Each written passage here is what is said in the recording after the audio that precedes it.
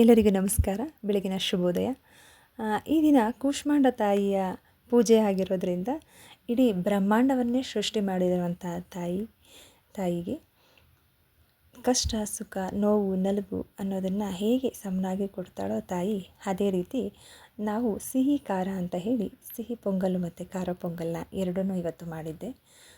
ಏನಂದರೆ, ತಾಯಿ ತನ್ನ ಒಡಲಲ್ಲಿ ಎಷ್ಟೇ ನೋವಿದ್ರೂ ಅದನ್ನು ಬೇರೆಯವ್ರಿಗೆ ತೋರಿಸ್ಕೊಳ್ದೇ ಮಕ್ಕಳಿಗಾಗಿ ಸರ್ವಸ್ವವನ್ನೇ ದಾರೆ ಎರಿತಾಳೆ. ಅದೇ ರೀತಿ ಇವತ್ತು ಒಬ್ಬರ ಕಥೆನ ನಾನು ನಿಮ್ಮ ಹತ್ರ ಹೇಳೋದಕ್ಕೆ ಇಷ್ಟಪಡ್ತೀನಿ. ನಾನು ಬೆಳಗಿನ ಪೂಜೆ ಮುಗಿಸಿ ತಿಂಡಿ ತಿಂದು ಹೊರಟ್ವಿ.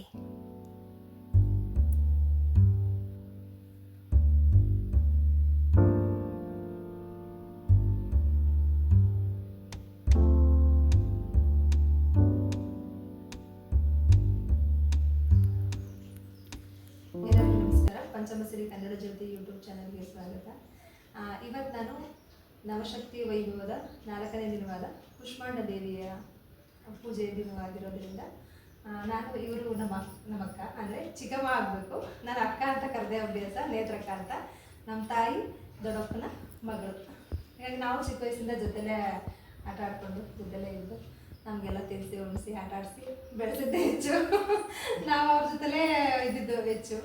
ಹಾಗಾಗಿ ಇವರ ಲೈಫಲ್ಲಿ ಏನೆಲ್ಲ ಸ್ಟ್ರಗ್ಲಿಂಗ್ ಮಾಡಿದ್ದಾರೆ, ಮದುವೆಗಿಂತ ಮುಂಚೆ ಆಗಿರ್ಬೋದು, ಮದುವೆ ಆದಮೇಲೆ ಆಗಿರ್ಬೋದು, ಈಗ ಇವ್ರ ಲೈಫ್ ಹೇಗಿರ್ಬೋದು, ಅದನ್ನು ನಿಮ್ಮ ಜೊತೆ ಶೇರ್ ಮಾಡ್ಕೋಬೇಕು ಅಂತ ಇಷ್ಟ ಆಗಿ ನಾನು ಇವತ್ತು ಅಕ್ಕನ ಮನೆಗೆ ಬಂದಿದ್ದೇನೆ. ಅಕ್ಕ, ಹೇಳು, ನಿನ್ನ ಲೈಫಲ್ಲಿ ನೀನು ಯಾವ ಥರ ಕಷ್ಟಪಟ್ಟೆ? ನನ್ನ ಲೈಫಲ್ಲಿ ಆ ತಾಯಿ ಚಾಮುಂಡೇಶ್ವರಿ ಏನೆಲ್ಲ ನಿನಗೆ ಶಕ್ತಿ ದೊರಕಿಸಿದ್ಲು ಅಂತ ಹೇಳು. ಕಷ್ಟ ಹೇಳ್ಕೊಳಕ್ಕೂ ಆಗಲ್ಲ ನನಗೆ.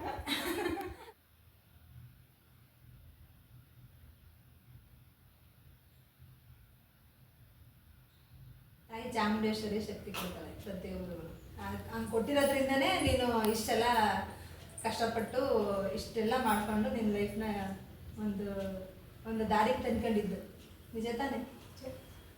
ಆ ಶಕ್ತಿ ಇಲ್ಲ ಅಂದಿದ್ರೆ ನಿನ್ನ ಕೈಲಿ ಏನು, ನನ್ನ ಕೈಲಿ ಆಗಲ್ಲ ಅಂತ ಕೂತಿದ್ರೆ ಏನು ಮಾಡೋಕ್ಕಾಯ್ತಿಲ್ಲ. ಆಯ್ತು, ತಾಯಿ ಶಕ್ತಿ ಕೊಟ್ಟಿರೋದಕ್ಕೇ ನೀನು ಇಷ್ಟೆಲ್ಲ ಚಿಕ್ಕದ್ರಲ್ಲಿ ಒಂಥರ ಕಷ್ಟ ಬಿತ್ತು, ಅವಾಗ ಒಂಥರ ಕಷ್ಟ ಬಿತ್ತು. ಮದುವೆ ಆದಮೇಲೆ ಒಂಥರ ಕಷ್ಟ ಬಿತ್ತು. ಲೈಫಲ್ಲಿ ಎಲ್ರಿಗೂ ಒಂದೊಂಥರ ಕಷ್ಟಗಳಿದ್ದೇ ಇರ್ತದೆ. ಒಬ್ಬೊಬ್ಬರು ಒಂದೊಂಥರ ಲೈಫ್ನ ಕಷ್ಟಪಡ್ತಾರೆ. ಆ ಕಷ್ಟದಿಂದ ನಾವು ಹೆಂಗೆ ಮುಂದೆ ಬಂದ್ವಿ, ನಾವು ಕಷ್ಟ ಅಂತ ಅನ್ಕೊಳ್ದಿರ, ಇಲ್ಲ ನಾವೇನಾದರೂ ಒಂದು ಮಾಡಿ ಕಷ್ಟದಿಂದ ನಾವು ಸ್ವಲ್ಪ ದೂರ ಬಂದು ಜೀವನದಲ್ಲಿ ಏನಾದರೂ ಒಂದು 4 ಜನ ಸರಿ ಅಂತ ಅನ್ನಿಸ್ಕೊಳ್ಳೋ ಮಟ್ಟಿಗೆ ಬದುಕಬೇಕು ಅಂತ ಒಂದು ಆಸೆ ಪಡ್ತಾರಲ್ಲ, ಅದು ಒಂಥರ ಪುಟ್ಟ ಸಾಧನೆ ಆಗಿರ್ಬೋದು. ಅದು ನೋಡೋರಿಗೆ ಏನು ಮಾಮೂಲಿ ಕಷ್ಟ ಇತ್ತು, ಈ ಥರ ಮಾಡ್ಕೊಂಡು ಹಿಂಗಾದ್ರು ಅಂತ ಸಣ್ಣದಾಗಿ ಹೇಳ್ಬಿಡ್ಬೋದು. ಆದರೆ ಅವ್ರ ಲೈಫಲ್ಲಿ ಅದನ್ನು ಸಫರ್ ಪಟ್ಟಿರ್ತಾರಲ್ಲ ಕಷ್ಟಗಳು, ಅದು ಅವ್ರಿಗೆ ಮಾತ್ರ ಗೊತ್ತಿರುತ್ತೆ. ನಿನ್ನ ಲೈಫಲ್ಲಿ? ನನ್ನ ಲೈಫಲ್ಲಿ ಹೇಳ್ಕೊಳಕ್ಕೆ ಆಗಲ್ಲ, ನನ್ನ ಅಷ್ಟೊಂದು ಕಷ್ಟ ಇದೆ. ಕೆಲ್ಸಕ್ಕೆ ಸೇರ್ಕೊಂಡ್ಮೇಲೆ ಒಂದು ಸ್ವಲ್ಪ ಪರವಾಗಿಲ್ಲ ನನಗೆ. ಎಲ್ಲ ಕೆಲ್ಸಕ್ಕೆ ಸೇರ್ಕೊಂಡ್ಮೇಲೆ ಆಡ್ಕೊತಾರ ಅನ್ನೋ ಭಯ ಇತ್ತು. ಎಲ್ಲ ಅವ್ರು ನೋಡಿದ್ಮೇಲೆ ಭಯ ಇಲ್ಲ. ಈಗ ಆದರೆ ನಿಂತ್ಕೊಳ್ತಿಲ್ಲ ಸೇರಿದೆ. ಅಂದರೆ ಈಗ ಕುಟುಂಬದಿಂದ ಮದುವೆ ಆಗಿ ಹೋಗಿರೋರಿಗೆ ಇವ್ ಕೆಲ್ಸಕ್ಕೆ ಹೋದ್ರೆ ಇವ್ ಕೆಲ್ಸಕ್ಕೆ ಹೋಗ್ತಾಳೆ ಕಣೋ ಅಂತ ಜನ ಎಲ್ಲ ಆಡ್ಕೊತಾರೇನೋ ಅನ್ನೋ ಅಳಕಿತ್ತು, ಭಯ ಇತ್ತು. ಸಾಮಾನ್ಯವಾಗಿ ಈಗ ಅವ್ರೇನು ಅನ್ಕೋತಾರೋ ಇವ್ರೇನು ಅನ್ಕೋತಾರೋ ಅಂತ ಹೆಣ್ಮಕ್ಳಿಗೆ 4 ಗೋಡೆ ಮಧ್ಯದ ಒಳಗಡೆ ಬದುಕಿದ್ದು ಪ್ರಪಂಚದಲ್ಲಿ. ಹೊರಗಡೆ ಪ್ರಪಂಚ ಹೆಂಗಿದೆ, ಸಿಟಿ ಅಂದರೆ ಹೇಗಿದೆ, ಇದು ಮೈಸೂರ, ಇದು ಇಲ್ಲಿಲ್ಲ ಹೋಗ್ಬೇಕಾ ಅನ್ನೋ ವಾತಾವರಣನೇ ಗೊತ್ತಿರೋಂಥ 4 ಗೋಡೆ ಒಳಗಡೆ ತುಂಬ ಚೆನ್ನಾಗಿ ಯಾವುದೇ ಗೊತ್ತಿರಲಿಲ್ಲ. ಹಂಗಿದ್ದವರು ಸಡನ್ ಮದುವೆ ಮಾಡಿಕೊಂಡ್ರು. ಮದುವೆ ಆದಮೇಲೆ ಅಲ್ಲಿ ಅವ್ರದ್ದು ಪ್ರಾಬ್ಲಮ್ ಆಗಿ ಕೊನೆಗೆ ಅವರು ಊರು ಬಿಟ್ಟು ಮತ್ತೊಂದು ಊರಿಗೆ ಬಂದು ಬಾಡಿಗೆ ಮನೆಯಲ್ಲೆಲ್ಲ ಜೀವಿಸೋ ಥರ ಆಯಿತು ಅವರಿಗೆ. ಈ ನಡುವೆ ಚಿಕ್ಕಪ್ಪನಿಗೂ ಕೂಡ ಸಮಸ್ಯೆಗಳಾಯಿತು, ಹುಷಾರಿರಲಿಲ್ಲ, ಅವ್ರಿಗೂ ಹೆಲ್ತ್ ಅಪ್ಸೆಟ್ ಆಗಿತ್ತು. ಹಾಗಾಗಿ ಅವರು ಕೆಲಸಕ್ಕೆ ಹೋಗಲೇಬೇಕು, ನಾನು ನನ್ನ ಜೊತೆ ಕೈ ಜೋಡಿಸಿ ನಾನು ಅವ್ರಿಗೆ ಸಹಾಯ ಮಾಡಬೇಕು ಅಂತ ಹೇಳಿ ಕೆಲಸಕ್ಕೆ ಹೋಗೋಕ್ಕೆ ಸ್ಟಾರ್ಟ್ ಮಾಡಿದ್ರು. ಕೆಲಸಕ್ಕೆ ಹೋಗಿ ಕೆಲಸದಲ್ಲಿ ಸಂಪಾದನೆ ಮಾಡಿ ಚಿಕ್ಕಪ್ಪನೂ ಅವರು ಕೂಡ ದುಡ್ದು ಅವರ ಸಾಲಗಳೆಲ್ಲ ತೀರಿಸಿ ಮತ್ತೆ ಊರಿಗೆ ವಾಪಸ್. ಅಕ್ಕ, ನೀನು ಬೆಳೆದಿದ್ದೆಲ್ಲ 16ರಲ್ಲಿ, ಮದುವೆ ಆಗಿದ್ದು ಮದುವಾಗಿದ್ದು ಎಡಳಿಗಾಗಿದೆ. ಈಗ ನೀವು ಕೆಲಸಕ್ಕೆ ನಿಮಗೆ ಹತ್ರ ಆಗುತ್ತೆ ಅಂತೇಳಿ ರಾಮಬಾಯಿ ನಗರ ಬಾಡಿಗೆ ಮನೆ ಇದೆಷ್ಟಕ್ಕ ಬಾಡಿಗೆ? 5,000. 5,000 ಬಾಡಿಗೆ ಮನೆ. ನೀನು ಕೆಲ್ಸಕ್ಕೆ ಹೋಗೋದಲ್ಲಿ ಇಲ್ಲಿಂದ ಎಷ್ಟು ಹತ್ರ ನಿಮಗೆ? ಇಲ್ಲಿಂದ 20 ಕಿಲೋಮೀಟರ್. 20 ಕಿಲೋಮೀಟರ್. ಎಲ್ಲಿಗೆ ಬರೋದು? ನಂಜನಗೂಡಲ್ಲ. ಏನು ಫ್ಯಾಕ್ಟ್ರಿ ಅದು? ಅದು ರಂಗರಾವ್ ಕಂಪ್ನಿ. ಹಾಂ ಹಾಂ, ನನ್ನ ನಂದರ ಕಡೆ ಅಲ್ಲಿ ಕೆಲಸ. ನಿನಗೆ ಕೆಲಸ ಕೆಲಸ ಸ್ಟಾರ್ಟಿಂಗ್ ಹೋಯ್ತಿದ್ದು ಬಿಗ್ ಬಜಾರ್ ಹೋಯ್ತಿದ್ದು. ಹಾಂ ಹಾಂ. ಅಲ್ಲಿಂದ ಸುಮ್ಮನೆ ಸಂಬಳ ತಗೊಳಕ್ಕಾಗಲ್ಲ ನೀನು ಹ್ಞೂ. ಅಂದ್ಬಿಟ್ಟು ನನ್ನ ಫ್ರೆಂಡ್ ಅದು ಸೇರಿಸಿದ್ದು.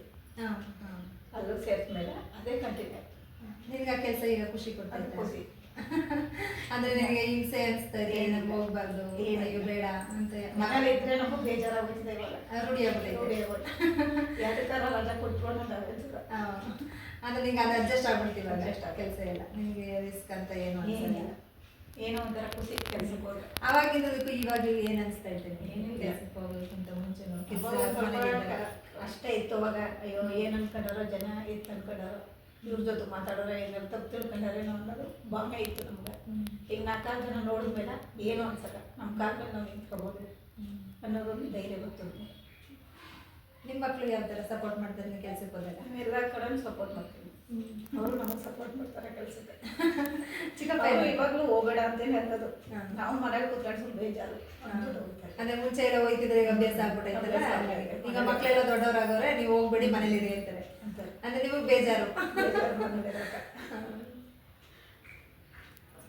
ಮತ್ತೆ ಈ ರೀತಿ ಇವ್ರದ್ದು ಜೀವನ ಕಷ್ಟಗಳನ್ನ ಎದುರಿಸ್ಕೊಂಡು, ಇಲ್ಲ ಕಷ್ಟನ ಕಷ್ಟ ಅಂತ ಮನೇಲೆ ಕೂತಿದ್ರೆ ಮಕ್ಕಳು ಸಾಕಾಯ್ತಿರ್ಲಿಲ್ಲ, ಅಥವಾ ಈಗ ಚಿಕ್ಕಪ್ಪನಿಗೆ ಹುಷಾರಿಲ್ಲ ಅಂತ ಕೂತ್ಕೊಂಡ್ರೆ ಬೇರೆಯವ್ರು ಯಾರು ಬಂದು ಸಹಾಯರು ಯಾರು ಮಾಡಲ್ಲ.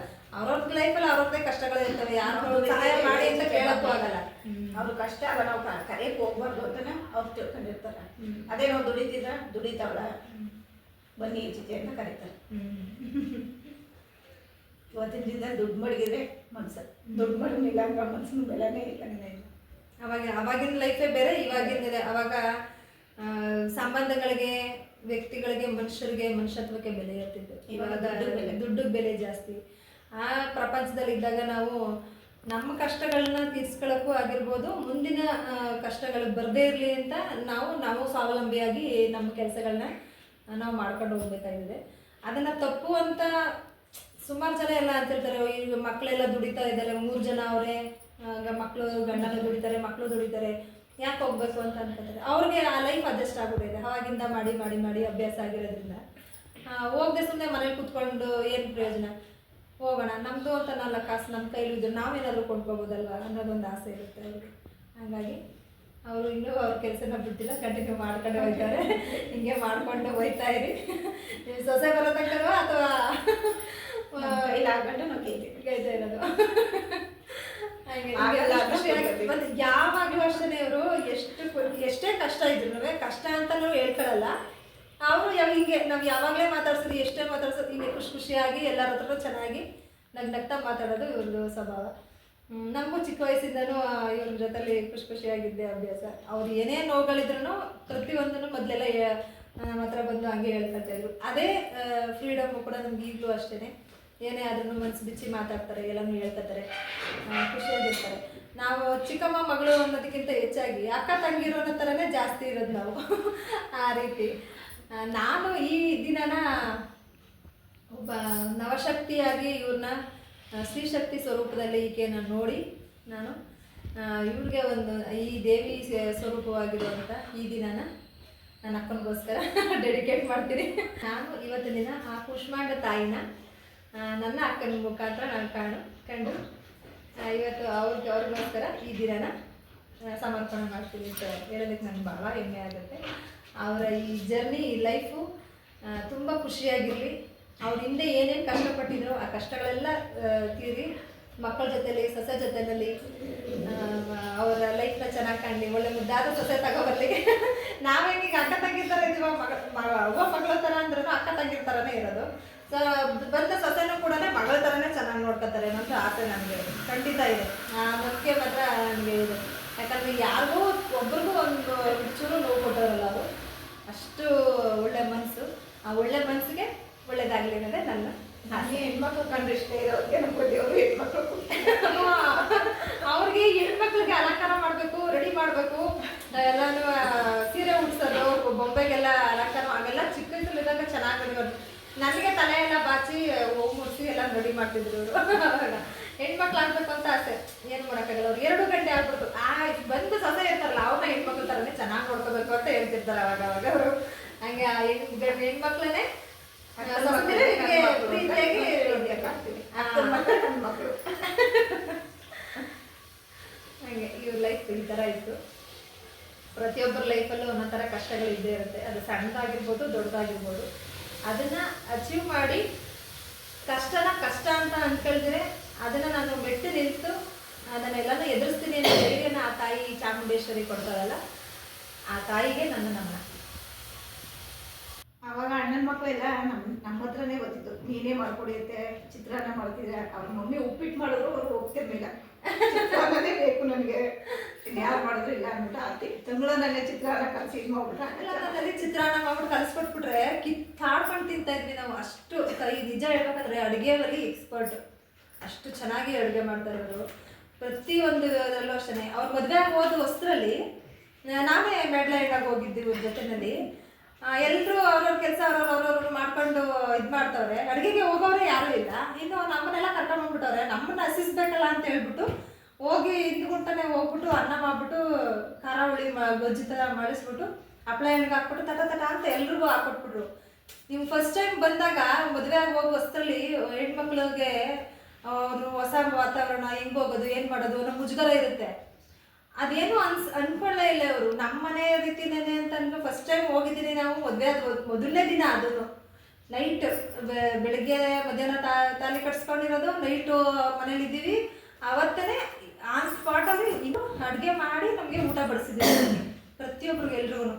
ಅವ್ರು ಎಷ್ಟು ಖುಷಿ ಪಟ್ಟರು ಅಂತ ಈಗಲೂ ಅಷ್ಟೇ. ಅವ್ರ ಊರಲ್ಲಿ ಹೆಣ್ಣಂದ್ರೆ ಹಿಂಗಿರ್ಬೇಕು ಕಣ, ಹೆಣ್ಮಕ್ಳಂದ್ರೆ ಈ ಥರ ಇರಬೇಕು ಅಂತಲೇ ಹೊಗಳಿಸ್ಕೊಂಡಿರೋದು ಅವ್ರ ಊರಲ್ಲೆಲ್ಲ. ಓದ್ ಮನೆಗೂ ಇದ್ದ ಮನೆಗೂ ಒಂದು ಒಳ್ಳೆ ಹೆಸರು ಕೊಡಬೇಕು ಅಂತಾರಲ್ಲ, ಅದು ನಿಜವಾದ ಮಾತು. ಈಗ ಇದಕ್ಕೆ ಬಂದಿರುವೆ ನನ್ನ ಅಲ್ಲೇ ಅವ್ರ ಅನ್ಕೊಂಡೆ ತಿಳ್ಕೊಂಡಿರೋದು. ಒಬ್ಬೊಬ್ಬರ ಮಾತು ಹೋಗಿಲ್ಲ, ಇದಕ್ಕೆ ಹೋಗಿಲ್ಲ. ನಾವು ಒಬ್ಬರು ಇದಕ್ಕೆ ಹೋದವರೆಲ್ಲ ನಾವಾಯ್ತು, ನಮ್ಗೆ ಕೆಲಸ ಆಯಿತು. ಅಂದರೆ ಇಲ್ಲಿ ಕೆಲಸ ನಮ್ಗೆ ಇಂಟ್ರೆಸ್ಟ್ ಆಗ್ಬಿಟ್ಟೈತೆ. ಇಲ್ಲಿ ರಜಾ ಹಾಕೊಬಿಡ್ತಿದೆ, ಹೋಗೋಕ್ಕಾಗಲ್ಲ, ಬಿಟ್ಟಕ್ಕಾಗಲ್ಲ ಅಂದ್ಕೊಂಡು. ಇವಾಗ ನನ್ನ ಮಗನೇ ಕರ್ಕೊಂಡ್ಬಿಟ್ಕೊಡೋದ್ರಿಂದ ಹೊಸಿ ಸಾಕಾಯಿತು. ಒಂದ್ಸಲ ಏನು ಅನ್ಸಲ್ಲ, ಕರ್ಕೊಯ್ತಾನೆ, ಕರ್ಕೊಂಡು ಬರ್ತಾನೆ. ಕೆಲಸ ಒಂದು ಸ್ವಲ್ಪ ಅಡ್ಜಸ್ಟ್ ಆಗ್ಬಿಟ್ಟೈತೆ. ಇಲ್ಲಿಗಿಂತ ಅಲ್ಲಿ ಪರವಾಗಿಲ್ಲ, ಮಾಡ್ಕೊಂಡು ಹೋಗ್ಬೋದು, ಏನಿಲ್ಲ. ಮುಂದೆ ನೋಡೋಣ. ಎಷ್ಟು ಚೆನ್ನಾಗಿ ನೋಡ್ಕೊತಾರೆ ಅವರು. ಅವರು ಮಾತಾಡೋಕೆ ಗೊತ್ತಿರಲಿಲ್ಲ ನಮ್ಗೆ. ಇವಳೇ ಇಕ್ತಿದ್ದು ಮಾಡ್ತಿದ್ದು. ಅವಾಗ ಒಂದು ಮಾತಾಡ್ತಿರ್ಲಿಲ್ಲ. ಇವಾಗ ಇಷ್ಟೊಂದು ಮಾತಾಡ್ತಿದ್ದೆ, ಮಾಡ್ತಿದ್ದೆ, ನನಗೆ ಜಗಳ ಮಾಡ್ತಿದ್ದೆ ಒಂದು ಮಾತಾಡ್ತಿರ್ಲಿಲ್ಲ. ಅರ್ಧ ಜನ ಮುಂಚಿನ ಜಗಳ ಆಗಿಲ್ವಲ್ಲ, ಇದು ಇಷ್ಟು ಚೆನ್ನಾಗಲ್ಲ ಅಂತಲ್ಲ, ಇವ್ರ ಥರ ನಾವು ಇರೋಕ್ಕಾಗಲ್ಲ ಅಂತಂದು ಈಗ ಅವರು ಕೊಡುತ್ತಾರೆ. ಒಟ್ಟಲ್ಲಿ ಹೇಳ್ಬೇಕಂತಂದ್ರೆ ಯಾವಾಗಲೂ ಸದಾಕಾಲ ಎಷ್ಟೇ ಕಷ್ಟ ಇದ್ರೂ ಅದನ್ನ ಯಾರ ಹತ್ರನೂ ಹೇಳ್ಕೊಳ್ದಿರ ನಗ್ನಗ್ತಾ ಇರಬೇಕು ಅನ್ನೋದನ್ನ ಇವ್ರು ನೋಡಿ ಕಲಿಬೇಕು ನಾವು. ಯಾವಾಗಲೂ ಅಷ್ಟೇ, ಎಷ್ಟೇ ಇದ್ರೂ ನೋಡಿದ ತಕ್ಷಣ ಖುಷಿಯಾಗಿ ನಗಾಡ್ತಾರೆ, ಮಾತಾಡಿಸ್ತಾರೆ. ಅವ್ರದ್ದು ಏನು ನಮಗಿಂತ ಕಷ್ಟ, ಈ ಥರ ಇದ್ದೀವಿ, ನಮ್ಗೆ ಹಂಗೆ ಅವ್ರು ಏನೂ ಹೇಳ್ಕೊಳ್ಳಲ್ಲ. ಅವ್ರ ಕಷ್ಟನ ಅವರೇ ಸಾಲ್ವ್ ಮಾಡ್ಕೋಬೇಕು. ನನಗೆ ಈ ಥರ ಕಷ್ಟ ಇದೆ, ನನಗೆ ಈ ಥರ ಸಮಸ್ಯೆ, ನನಗೆ ಈ ಥರ ನನಗೆ ಸಹಾಯ ಮಾಡಿ ಅವ್ರು ಯಾವತ್ತೂ ಕೇಳ್ದವ್ರಲ್ಲ ಯಾರು ನಾವು ಅಂತಂದ್ರೆ ನನಗೆ ಎಲ್ಲ ಸಿಕ್ಕೋದು ಇರೋದ್ಮೇಲೆ ಮನೆ ಅಂದರೆ ಚಿಕ್ಕಮ್ಮ ನನ್ನ ಅಜ್ಜಿ ನಮ್ಮ ಸಾಕಿ ಎಲ್ಲ ಇದು ಮಾಡಿ ಅವರು ಅಷ್ಟೇ ಹೆಚ್ಚು ಬುದ್ಧಿ ನಮ್ಗೆ ಇದು ಮಾಡಿದೆ. ಮಗಳಿಗಿಂತ ಹೆಚ್ಚಾಗಿ ಚೆನ್ನಾಗಿ ನೋಡ್ಕೊಂಡ್ರೆ ಕಷ್ಟನೇ ಖುಷಿ ಥರ ಎಂಜಾಯ್ ಮಾಡುವಂಥ ಅಕ್ಕ. 4 ಚೌಕಟ್ಟಲ್ಲಿ ಒಳಗಡೆ ಇದ್ದಂಥ ಅಕ್ಕ ಇವತ್ತು ಮನೆಯಿಂದ ಆಚೆ ಬಂದು ಕೆಲಸ ಮಾಡಿ ಸಂಪಾದನೆ ಮಾಡಿ ಮನೆ ಉಳಿಸ್ಕೊಂಡು ಮನೆ ಕಟ್ಟಿ ಈಗ ಮಕ್ಕಳಿಗೋಸ್ಕರ ಮಕ್ಕಳಿಗೊಂದು ಲೈಫ್ನ ಕಟ್ಕೊಡ್ಬೇಕು, ಅವ್ರ ಭವಿಷ್ಯನ ರೂಪಿಸ್ಬೇಕು. ಅದು ಮನೆ ಸ್ವಲ್ಪ ತುಂಬ ಚಿಕ್ಕದು, ಅವ್ರಿಗೆ ಬಂದಿದ್ದು ಪಾಲಿಗೆ ಬಂದಿದ್ದು ಎಷ್ಟಿತ್ತು ಅಷ್ಟಕ್ಕೆ ಮಾತ್ರ ಅಡ್ಜಸ್ಟ್ ಮಾಡಿ ಕಟ್ಬಿಟ್ಟಿದ್ದು. ಹಂಗಾಗಿ ಲೈಫ್ನ ಕಟ್ಕೊಡ್ಬೇಕು, ಅವ್ರಿಗೊಂದು ಭವಿಷ್ಯ ರೂಪಿಸ್ಬೇಕು, ಏನಾದರೂ ಒಂದು ದಾರಿ ಮಾಡಬೇಕು ಅಂತ. ಗಂಡು ಮಕ್ಕಳೇ ಆಗಿರೋದ್ರಿಂದ ಮಕ್ಕಳು ಎಲ್ಲಾದ್ರೂ ವಿಚಾರದಲ್ಲೂ ಕೈ ಜೋಡಿಸ್ತಾರೆ. ಖುಷಿ ಅವ್ರಿಗೆ ಮಕ್ಕಳ ಜೊತೆಗೆ ಟೈಮ್ ಸ್ಪೆಂಡ್ ಮಾಡೋದಾಗಲಿ ಅಥವಾ ಅವ್ರ ಯಜಮಾನ್ರ ಜೊತೆ ಮಾತುಕತೆ ಆಡಬೇಕಾದ್ರೂ ಅಷ್ಟೇ ಹೇಳಿದ್ನಲ್ಲ, ಯಾವಾಗಲೂ ಖುಷಿಯಾಗಿ ಕಾಮಿಡಿ ಮಾಡಿಕೊಂಡು ಎಂಜಾಯ್ ಮಾಡ್ಕೊಂಡು ಜಗಳ ಆಡೋರೇ ಅಲ್ಲ. ಯಾವಾಗಲೂ ಒಟ್ಟಿಗೆ ಕೂತ್ಕೊಂಡು ಮಾತಾಡ್ಕೊಂಡು ಆಟ ಮಾಡ್ಕೊಂಡು ಎಂಜಾಯ್ ಮಾಡ್ಕೊಂಡು ಊಟ ಮಾಡ್ತಾರೆ. ಲೈಫಲ್ಲಿ ಇದೆ ವಿಚಾರದಲ್ಲಿ ಇವತ್ತೇ ದಿನ ಅಕ್ಕ ಆ ಲೈಫ್ನ ಅಷ್ಟು ಕಷ್ಟಪಟ್ಟಿದ್ದಾರೋ ಅದರಿಂದ ಎಲ್ಲ ಕಡೆ ಆಚೆ ಬಂದು ಇವತ್ತು ದಿನ ಈ ಒಂದು ಸ್ಟ್ಯಾಂಡಲ್ಲಿ ನಿಂತ ಇದ್ದೇನೆ, ಅದು ಖುಷಿ. ನೋಡಿದ್ರಲ್ವಾ ಅವರ ಜೀವನದ ಬದುಕನ್ನ ಕಟ್ಕೊಳ್ಳೋದಕ್ಕೆ ಅವ್ರು ಏನೆಲ್ಲ ಕಷ್ಟಪಟ್ಟಿದ್ರು ಅಂತ. ತಾಯಿ ಕಷ್ಟನ ಕೊಟ್ಟು ಅವ್ರಿಗೆ ಶಕ್ತಿನ ತುಂಬ್ತಾಳೆ. ನಾವು ಅನ್ಕೋತೀವಿ ಯಾಕೆ ತಾಯಿ ನಮಗೆ ಇಷ್ಟೊಂದು ಕಷ್ಟ ಕೊಡ್ತಾಳೆ, ಯಾಕೆ ಇಷ್ಟೊಂದು ಕಷ್ಟ ಕೊಡ್ತಾಳೆ ಅಂತೀವಿ. ನಮ್ಮಲ್ಲಿರೋ ಮೃದುತ್ವನ ಹೋಗಿಸಿ ನಮ್ಮನ್ನು ಗಟ್ಟಿ ಮಾಡೋದಕ್ಕೆ ಸಲುವಾಗಿ ಆ ತಾಯಿ ಪ್ರತಿಯೊಬ್ಬರಿಗೂ ಕಷ್ಟ ಕೊಟ್ಟು ನಮಗೆ ಒಂದು ಪಾಠವನ್ನು ಕಲಿಸ್ತಾಳೆ. ಆ ಪಾಠದ ಪ್ರೇರಣೆನೇ ಈ ಜೀವನ ಅಂತ ಹೇಳೋದಕ್ಕೆ ಇಷ್ಟಪಡ್ತೀವಿ. ಇವರು ಅಷ್ಟೇ ತುಂಬ ಭಾವುಕರಾದರು ಅವರ ಕಷ್ಟಗಳನ್ನೆಲ್ಲ ನೆನ್ಕೊಂಡು. ಹಾಗಾಗಿ ಕೆಲವೊಂದಷ್ಟು ಮಾತುಗಳನ್ನ ನಾನೇ ಜಾಸ್ತಿ ಹೇಳೋ ಹಾಗಾಯಿತು. ಇನ್ನು ತಾಯಿ ಕಥೆನ ಹೇಳೋದಾದರೆ, ನವದುರ್ಗೆಯ 4ನೇ ದಿನವಾದ ತಾಯಿ ಕೂಷ್ಮಾಂಡ ದೇವಿಯನ್ನು ಪೂಜಿಸ್ತೇವೆ. ಕೂಷ್ಮಾಂಡ ಅಂದರೆ ಸಣ್ಣ ಗರ್ಭದಲ್ಲಿ ಬ್ರಹ್ಮಾಂಡವನ್ನೇ ಸೃಷ್ಟಿಸಿದವಳು ಎಂದು ಅರ್ಥ. ಅಂದರೆ ಇಡೀ ಸೌರಮಂಡಲವನ್ನೇ ಆಕೆ ಸೃಷ್ಟಿಸಿದ ದಿನ. ಹಾಗೂ ಅಸನ್ಮುಖಿ ಆಗಿ ತನ್ನ ಇಡೀ ಬ್ರಹ್ಮಾಂಡವನ್ನೇ ಸೃಷ್ಟಿಸಿ ಆಕೆ ನಗುಮುಖದಲ್ಲಿ ತಾಯಿಯಾಗಿ ಎಲ್ಲರನ್ನೂ ಆಶೀರ್ವದಿಸುತ್ತಾಳೆ. ಬ್ರಹ್ಮ ವಿಷ್ಣು ಮಹೇಶ್ವರನನ್ನು ಸೃಷ್ಟಿಸಿದ ತಾಯಿಯಾಗಿರ್ತಾಳೆ. ಇಡೀ ಸೃಷ್ಟಿಯ ಜನನಿಯಾಗಿರುತ್ತಾಳೆ.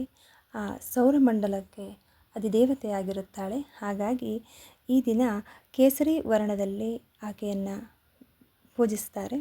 ಹಾಗಾಗಿ ತಾಯಿ ಹಸನ್ಮುಖಿಯಾಗಿ ಎಲ್ಲರನ್ನೂ ಹಾರೈಸುತ್ತಾಳೆ, ಹರಸುತ್ತಾಳೆ. ಇದೇ ರೀತಿ ತಾಯಿ ನಮ್ಮೆಲ್ಲರಿಗೂ ಒಳ್ಳೇದು ಮಾಡಲಿ ಅಂತ ಕೇಳ್ತಾ ಇವತ್ತಿನ ಈ ವ್ಲಾಗ್ ನಿಮ್ಗೆ ಇಷ್ಟ ಆಗಿದೆ ಅಂತ ಅಂದ್ಕೊಳ್ತೀನಿ.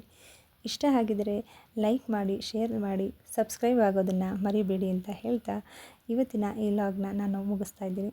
ನಾಳಿನ ವ್ಲಾಗ್ನಲ್ಲಿ ಇನ್ನೊಂದು ಪುಟ್ಟ ಕಥೆಯನ್ನು ನಿಮ್ಮ ಹತ್ರ ಶೇರ್ ಮಾಡ್ಕೊತೀನಿ ಅಂತ ಹೇಳ್ತಾ, ಯಾರಿಗೆಲ್ಲ ಈ ವ್ಲಾಗ್ ಇಷ್ಟ ಆಗಿದೆ ಅವರು ಕಮೆಂಟ್ ಸೆಕ್ಷನಲ್ಲಿ ನಿಮ್ಮ ಅನಿಸಿಕೆ ಅಭಿಪ್ರಾಯಗಳನ್ನ ತಿಳಿಸಿ ನನ್ನನ್ನು ಪ್ರೋತ್ಸಾಹಿಸಿ ಅಂತ ಹೇಳ್ತಾ, ಪ್ರತಿಯೊಬ್ಬರೂ ಆ ತಾಯಿ ಖುಷಿಯಾಗಿಟ್ಟಿರಲಿ, ಒಳ್ಳೇದು ಮಾಡಲಿ ಅಂತ ಹೇಳ್ತಾ ಇವತ್ತಿನ ವ್ಲಾಗ್ನ ಮುಗಿಸ್ತಾ ಇದ್ದೀನಿ. ನಮಸ್ಕಾರ, ಶುಭರಾತ್ರಿ.